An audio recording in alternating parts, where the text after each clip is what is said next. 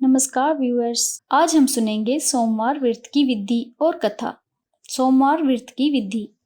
सोमवार का व्रत साधारणतया दिन के तीसरे पहर तक होता है। व्रत में फलाहार या पारण का कोई खास नियम नहीं है, किंतु ये आवश्यक है कि दिन रात में केवल एक ही समय भोजन करें। सोमवार के व्रत में शिव जी और पार्वती जी का पूजन करना चाहिए। सोमवार के व्रत 3 प्रकार के हैं: साधारण प्रति सोमवार, सौम्य प्रदोष और 16 सोमवार। विधि तीनों की एक जैसी है। शिव पूजन के पश्चात कथा सुननी चाहिए। प्रदोष व्रत 16 सोमवार कथा तीनों की अलग अलग है, जो आगे लिखी गई है। सोमवार व्रत की कथा। एक बहुत धनवान साहूकार था, जिसके घर में धन आदि किसी प्रकार की कोई कमी नहीं थी, परंतु उसको एक दुख था कि उसको कोई संतान नहीं था। वो उसी चिंता में रात दिन रहता था। वो पुत्र कामना के लिए प्रति सोमवार को शिवजी का व्रत और पूजन किया करता था तथा सायंकाल को शिव मंदिर में जाकर शिवजी के श्री विग्रह के सामने दीपक जलाया करता था। उसके इस भक्ति भाव को देखकर एक समय श्री पार्वती जी ने शिवजी महाराज से कहा कि हे प्रभु, ये साहूकार आपका अनन्य भक्त है और सदैव आपका व्रत और पूजन बड़ी श्रद्धा से करता है। इसकी मनोकामना पूर्ण करनी चाहिए। शिवजी ने कहा, हे पार्वती, ये संसार कर्म क्षेत्र है। जैसे किसान खेत में जैसा बीज बोता है वैसा ही फल काटता है, उसी तरह संसार में जैसा कर्म करते हैं वैसा ही फल भोगते हैं। पार्वती जी ने अत्यंत आग्रह से कहा, महाराज, जब आपका अनन्य भक्त है और उसको अगर किसी प्रकार का दुख है तो उसको अवश्य ही वो दुख दूर करना चाहिए, क्योंकि आप सदैव अपने भक्तों पर दयालु होते हैं और उनके दुखों को दूर करते हैं। यदि आप ऐसा नहीं करेंगे तो मनुष्य आपकी सेवा तथा व्रत क्यों करेंगे? पार्वती जी का ऐसा आग्रह देख शिवजी महाराज कहने लगे, हे पार्वती, उसको कोई पुत्र नहीं है। उसी चिंता में ये अति दुखी रहता है। उसके भाग्य में पुत्र न होने पर भी मैं उसको एक पुत्र की प्राप्ति का वर देता हूँ, परंतु पुत्र केवल 12 वर्ष तक जीवित रहेगा। उसके पश्चात वो मृत्यु लोक को प्राप्त हो जाएगा।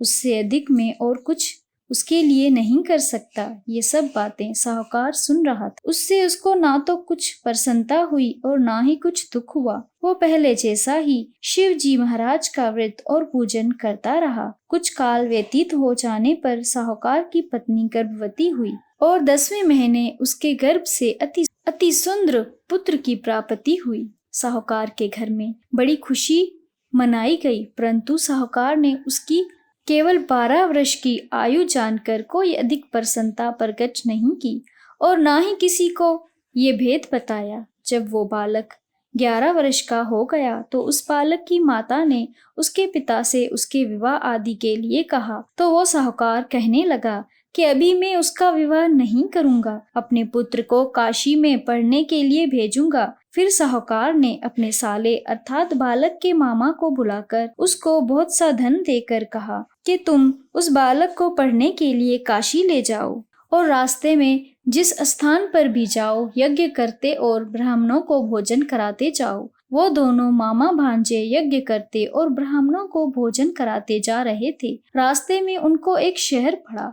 उस शहर में राजा की कन्या का विवाह था और दूसरे राजा का लड़का जो विवाह कराने के लिए बारात लेकर आया था वो एक आंख से काना था। उसके पिता को उस बात की बड़ी चिंता थी कि कहीं वर को देख कन्या के माता पिता विवाह में किसी प्रकार की अड़चन पैदा ना कर दें। उस कारण जब उसने अति सुंदर सेठ के लड़के को देखा तो मन में विचार किया कि क्यों ना दरवाजे के समय इस लड़के को वर का काम करवाया जाए। ऐसा विचार कर वर के पिता ने उस लड़के और मामा से बात की तो वो राजी हो गए। फिर उस लड़के को वर के कपड़े पहनाकर तथा घोड़े पर चढ़ाकर दरवाजे पर ले गए और तब कार्य प्रसन्नता से पूर्ण हो गया। फिर वर के पिता ने सोचा कि यदि विवाह कार्य भी उसी लड़के से कराया जाए तो क्या बुराई है। ऐसा विचार कर लड़के और उसके मामा से कहा, यदि आप फेरों और कन्यादान के काम को भी करा दें तो आपकी बड़ी कृपा होगी और मैं उसी के बदले में आपको बहुत सा धन दूंगा।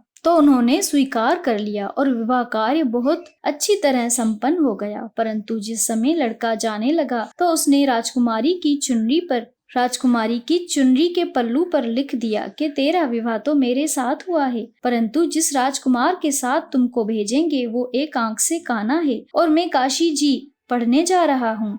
लड़के के जाने के पश्चात उस राजकुमारी ने जब अपनी चुनरी पर ऐसा लिखा पाया तो उसने राजकुमार के साथ जाने से मना कर दिया और कहा कि ये मेरा पति नहीं है, मेरा विवाह तो उसके साथ नहीं हुआ, विवाह तो उसके साथ हुआ है, वो तो काशी जी पढ़ने गया है। राजकुमारी के माता पिता ने अपनी कन्या को विदा नहीं किया और बारात वापस चली गई। उधर सेठ का लड़का और उसका मामा काशी पहुंच गए।